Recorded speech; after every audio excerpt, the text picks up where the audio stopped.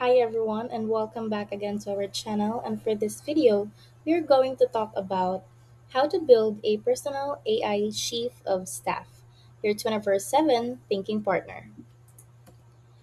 So if you're running a business at any significant level of complexity, there is a type of person who is extraordinarily valuable and almost impossible to find. Someone who understands your business deeply enough to give you meaningful input, has no personal agenda in the outcome, who will tell you when you're thinking as a whole without managing their relationship with you at the same time, who is available at 11 p.m. when you're working through a difficult decision and genuinely engages with the problem. So, let me be clear about what AI can and can't do in this role, what it does well: an analytical challenge, structured thinking, option generation, preparation for conversations, pattern recognition across information you share with it, and consistent availability without fatigue or agenda. These are genuinely valuable. What it doesn't do, it can't gather its own context. You have to give it everything. It doesn't challenge emotional decisions as effectively as a human who knows you. And it doesn't have relational insight that comes from actually knowing the people in your life and business. So, the difference between a generic AI assistant and a personalized chief of staff is entirely in the configuration. A custom Claude project with a well built system prompt gives you a thinking partner that knows your context every single time you open it, without re explaining anything. The system prompt has four sections. Section 1: Company context. One paragraph describing your business, what you do, who you serve, your stage, your model, your main competitive advantage, and your biggest current challenge. Section 2: Decision frameworks. How you like to evaluate options. You optimize for speed or thoroughness? Do you weigh customers' impact heavily? Do you have a strong preference for reversible decisions over irreversible ones? Give the AI two or three principles that describes how you actually make decisions.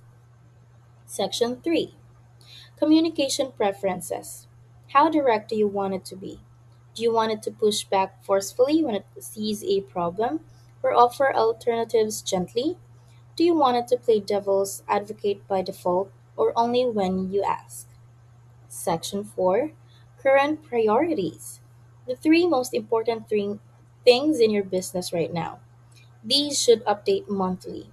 They give the AI a frame for assessing whether any given decision or action actually matters. Here are the five use cases that deliver the most value in practice. First, the pre decision stress test.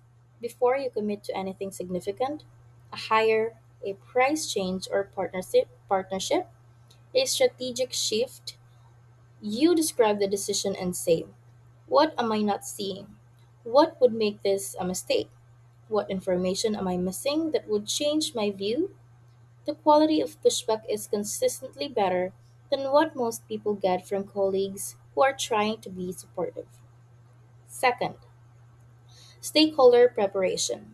Before any important meeting, you describe who you're meeting, what you want to achieve, and any relevant history. Third, week review. Every Friday, you give the AI a brief summary of the week: what went well, what didn't, what decisions were made, what surprised you.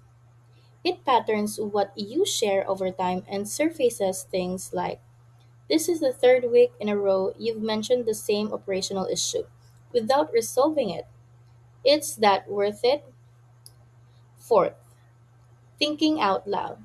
You dictate or type half formed thinking, a strategic idea, a concern, a thing you're working or trying to work on.